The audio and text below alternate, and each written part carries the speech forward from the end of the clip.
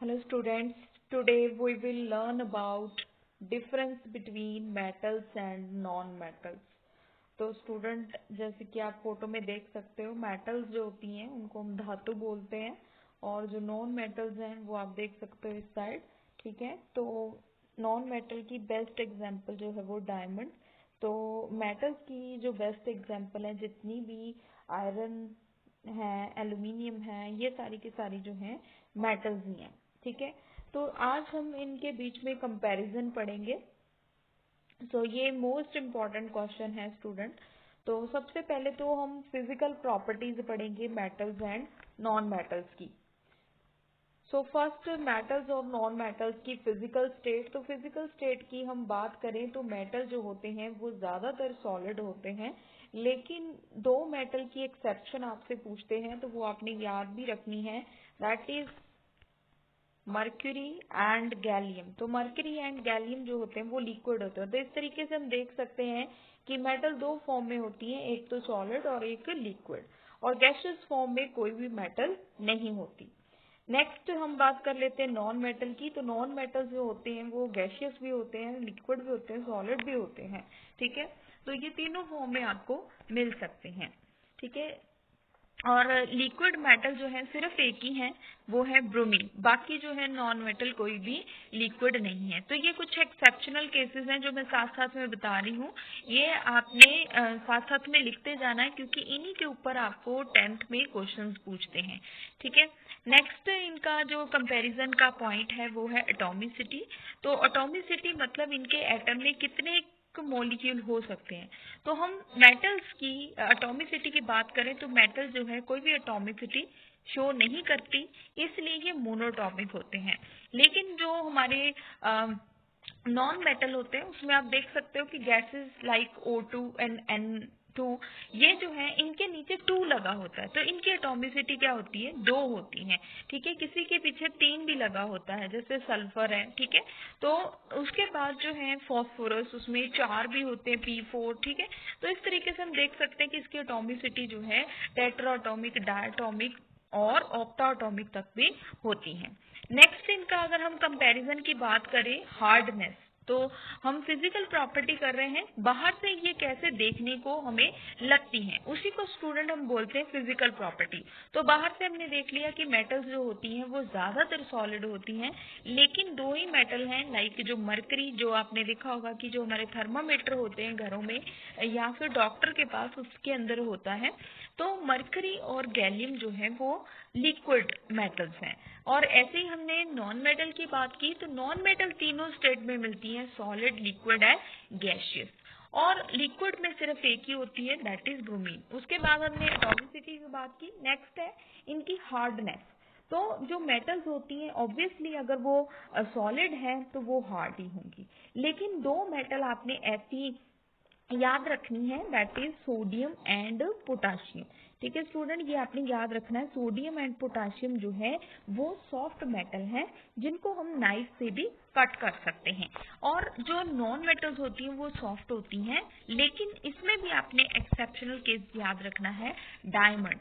Diamond is hard non metal. ठीक है, ये सबसे ज्यादा हार्डेस्ट सब्सटेंस है डायमंड। तो होप आपको यहाँ तक जो इनके कंपैरिजन मैंने बताए हैं वो सारे क्लियर हो गए होंगे और एक्सेप्शनल केसेस भी आपने नोट डाउन कर लिए होंगे।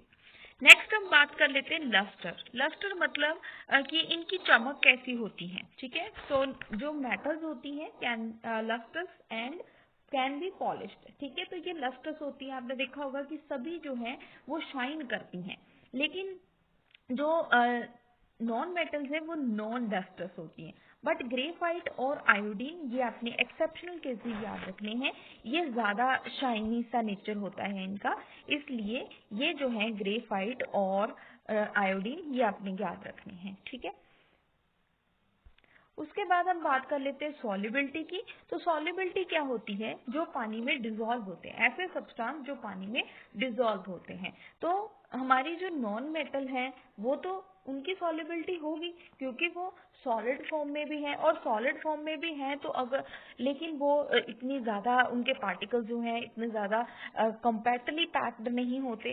ठीक है, तो इसलिए हम देखते हैं कि जो मेटल्स होती हैं do not dissolve in any solvent, किसी भी सॉल्वेंट में डिजॉल्व नहीं होती, लेकिन जो नॉन मेटल्स होती हैं वो डिजॉल्व होती हैं, लाइक जो है आयोडीन इन क्लोरोफॉर्म।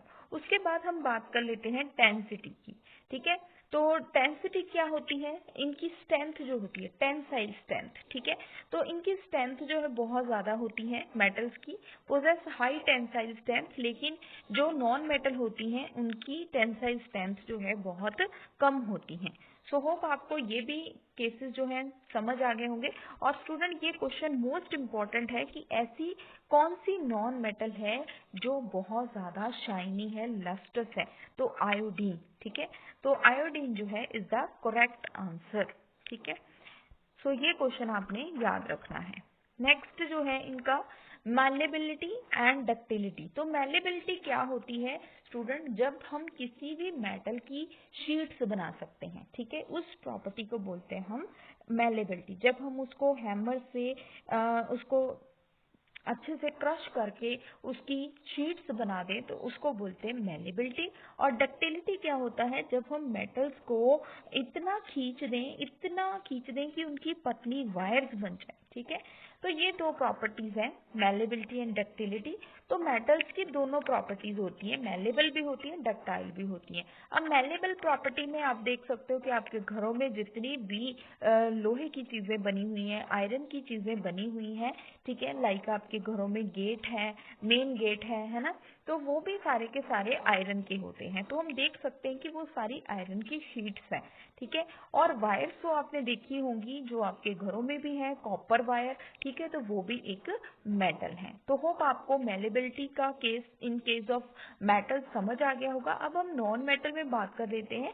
तो नॉन मेटल जो होते हैं ब्रिटल होते हैं, तो दैट इज दे नाइदर और नोर नाइदर मेलेबल नोर डक्टाइल। तो ये ना तो मेलेबल होते हैं और ना ही डक्टाइल होते हैं।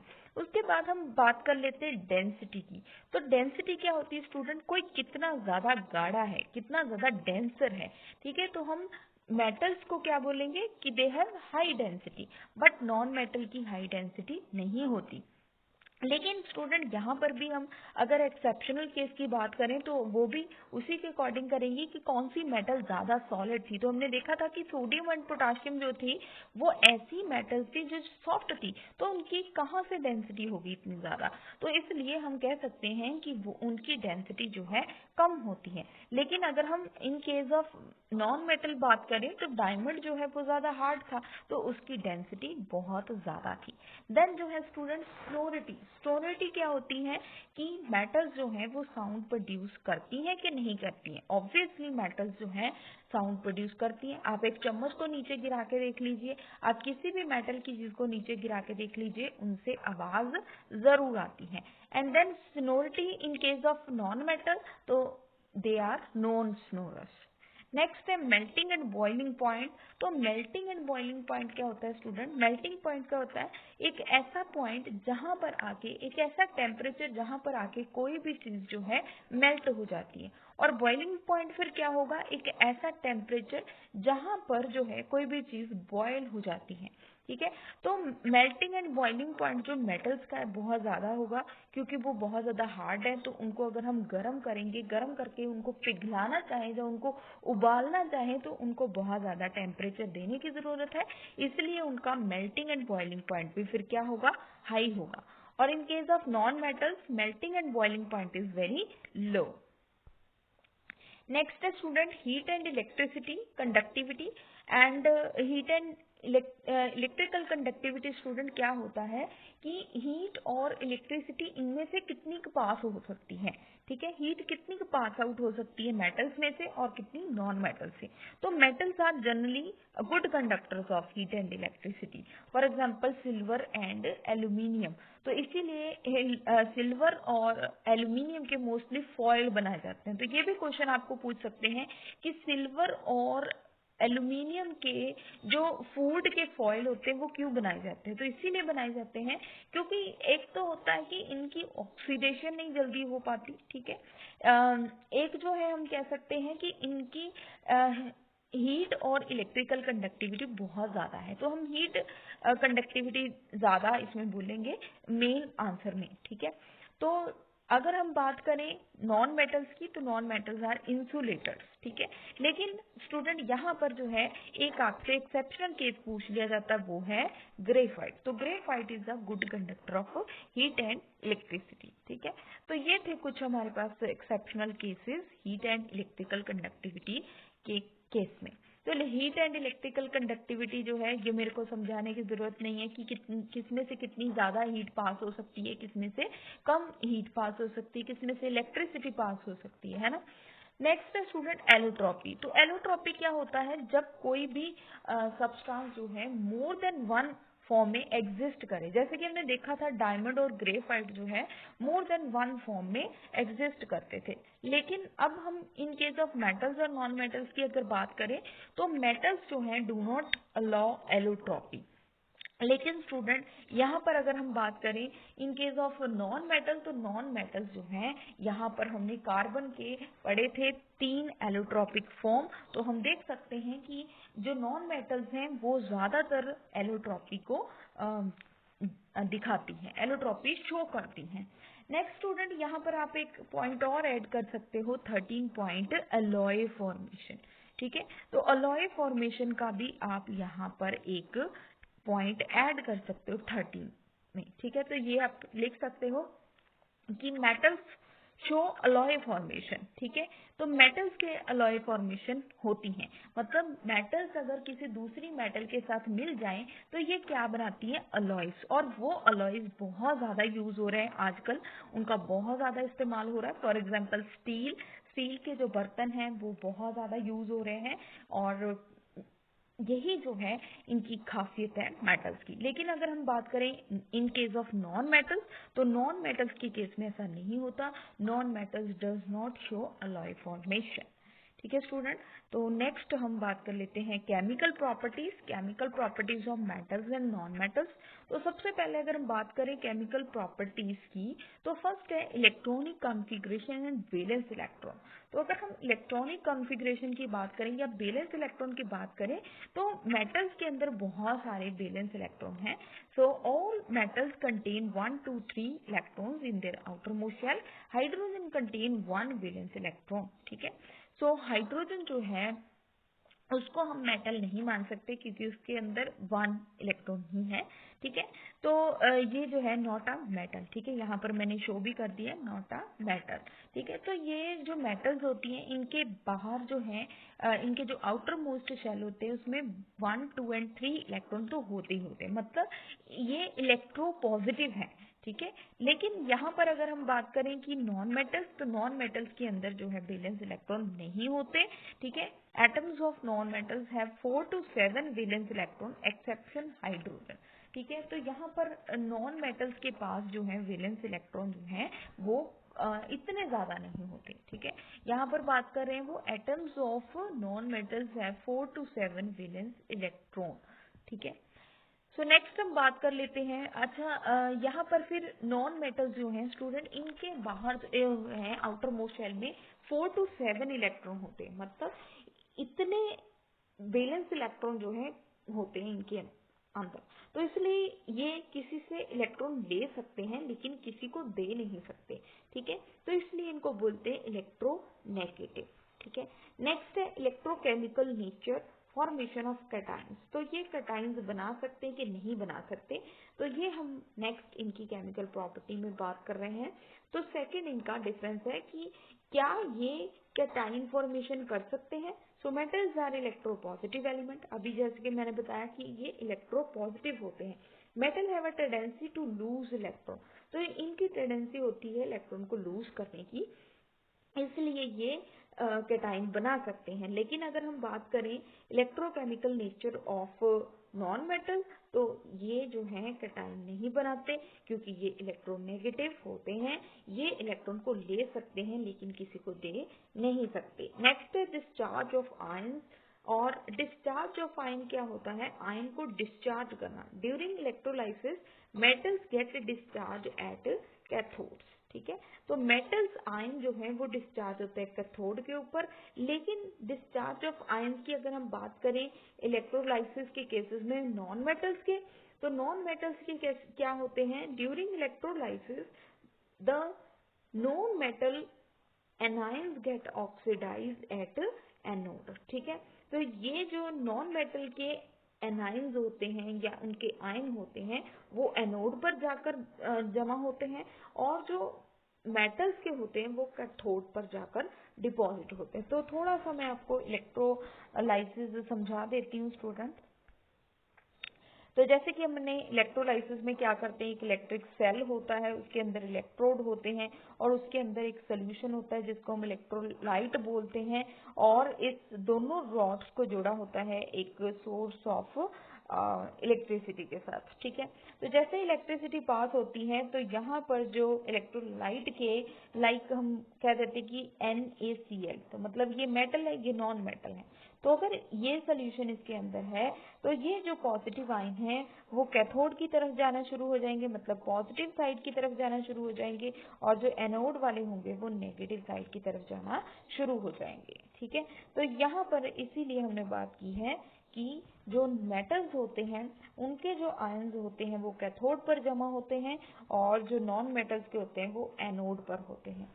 नेक्स्ट है नेचर ऑफ ऑक्साइड। तो इनके जो ऑक्साइड है स्टूडेंट, ये बहुत इंपॉर्टेंट क्वेश्चन है कि जो नॉन मेटल के ऑक्साइड होते हैं they are acidic in nature, ठीक है। तो नॉन मेटल के ऑक्साइड होते हैं एसिडिक इन नेचर, बट जो मेटल के ऑक्साइड होते हैं they are basic in nature, ठीक है। ये बात आपने याद रखनी है। नेक्स्ट हम बात कर लेते हैं इनके डिफरेंस की। तो एक्शन ऑफ एसिड, जब एसिड जो है एक मेटल के ऊपर रिएक्ट करता है, एक्ट करता है, ठीक है, उसके साथ, तो ये हाइड्रोजन गैस जो है वो रिड्यूस करते हैं प्लस HCl। और ये स्टूडेंट आपने रिएक्शंस बहुत इम्पोर्टेंट है, ये आपने याद रखनी है कि जब मेटल्स जो हैं वो एसिड के साथ रिएक्ट करती हैं तो क्या होता है, जब मेटल्स जो हैं एसिड के साथ रिएक्ट करती हैं तो ये क्या बनाती हैं, सॉल्ट प्लस H2 गैस। और मोस्टली गैस पूछी जाती है कौन सी है, तो H2 आपने याद रखनी है। लेकिन अगर हम बात करें इन केस ऑफ नॉन मेटल्स, तो जब नॉन मेटल्स जो हैं वो रिएक्ट करती हैं किसी भी एसिड के साथ, तो ये क्या बनाती हैं, जब भी कोई नॉन मेटल, तो ये एसिड प्लस ऑक्साइड, ठीक है, तो लाइक नाइट्रोजन डाइऑक्साइड, ठीक है। तो ये जो है हमारी एक इम्पॉर्टेंट रिएक्शन थी एसिड और बेसिस के साथ, मेटल्स और नॉन मेटल्स की, ठीक है। नेक्स्ट स्टूडेंट हम बात कर लेते हैं नेचर ऑफ क्लोराइड। इनके क्लोराइड कैसे होते हैं। With chlorine metals form chloride are ionic in nature. तो जब भी मेटल्स जो हैं वो क्लोरीन के साथ रिएक्ट करती हैं और ये क्या बनाते हैं, क्लोराइड। और इनके जो क्लोराइड होते हैं वो आयनिक इन नेचर होते हैं, मतलब वो आयन्स शो करते हैं, उनके ऊपर आयन्स होते हैं, जैसे फॉर एग्जांपल NaCl। लेकिन जो हमारे नॉन मेटल के क्लोराइड होते हैं वो कैसे होते हैं, non metals with chloride form covalent chloride. इससे कोवेलेंट क्लोराइड जो है वो फॉर्म होते हैं। अब कोवेलेंट बॉन्डिंग जो है वो क्या होती है, वो मैं आपको डायमंड वाले चैप्टर में बता चुकी हूँ, डायमंड और ग्रेफाइट वाले में, तो यहाँ पर मैं डिस्कशन नहीं करूंगी। HCl is a polar covalent compound when dissolve in water gets ionised to give ion, ठीक है। तो ये इसकी बेस्ट एग्जांपल है नॉन मेटल के क्लोराइड की, तो वो है HCl, ठीक है। तो HCl कहता है कि एक पोलर कोवेलेंट कंपाउंड है, जब इसको पानी में डिसॉल्व किया जाता है तो ये आयन्स शो करता है। नेक्स्ट जो है नेचर ऑफ हाइड्राइड्स। तो हाइड्राइड्स जो हैं वो कैसे बनते हैं, तो मेटल्स जब भी किसी हाइड्रोजन के साथ एक्ट करती हैं तो ये हाइड्राइड फॉर्म करते हैं, और इनके भी हाइड्राइड जो हैं वो आयनिक नेचर होते हैं। और ऐसे ही नॉन मेटल के जो हाइड्राइड हैं, non metal with hydrogen form stable covalent hydride do not conduct electricity. लेकिन इनके जो हाइड्राइड होते हैं नॉन मेटल्स के, उनमें से इलेक्ट्रिसिटी पास नहीं हो सकती। तो हमने ये भी देख लिया कि मेटल्स हाइड्राइड बना सकती हैं, मेटल्स क्लोराइड बना सकती हैं, है ना, और मेटल ऑक्साइड बना सकती हैं, मेटल्स एसिड के साथ रिएक्शन करके क्या करती हैं, और मेटल्स जो हैं इलेक्ट्रोपॉजिटिव होती हैं, नॉन मेटल्स इलेक्ट्रोनेगेटिव होती हैं, और इनके कैटाइन्स फॉर्मेशन की कितनी की क्षमता होती है both metals and non metals की, और इनके इलेक्ट्रॉन जो हैं, इनके जो आयंस हैं वो कहाँ पर डिस्चार्ज होते हैं, मेटल्स के कहाँ पर होते हैं और नॉन मेटल्स के कहाँ पर होते हैं। तो ये कुछ बेसिक डिफरेंस थे जो हमने अभी तक किए हैं। लास्ट जो है इसका जो डिफरेंशिएशन का पॉइंट है दैट इज ऑक्सीडाइजिंग और रिड्यूसिंग कैरेक्टर। तो metals are reducing agent, metals क्या होते हैं, reducing agent, because they have high tendency to lose electron, क्योंकि ये इलेक्ट्रॉन को लॉस कर सकते हैं। तो लॉस ऑफ इलेक्ट्रॉन क्या होता है, loss of electron is oxidation, और जिसमें ऑक्सीडेशन होती है वो हमें पता है वो क्या होता है, रिड्यूसिंग एजेंट। लेकिन अगर हम बात करें नॉन मेटल की, तो नॉन मेटल क्या होते हैं, ऑक्सीडाइजिंग एजेंट, क्योंकि ये किसी से इलेक्ट्रॉन लेते हैं, तो लेने वाला क्या होता है, वो होता है, उसके अंदर होती है रिडक्शन, और जिनमें रिडक्शन होती है वो होते हैं oxidising agent. So hope student आपको सारी वीडियो जो है वो अच्छी लगी होगी, और अगर अच्छी लगी है और हेल्पफुल लगी है, आपको अच्छे से समझ भी आया, तो प्लीज वीडियो को लाइक जरूर कीजिए और चैनल को सब्सक्राइब जरूर कीजिए। Thank you, thanks for watching.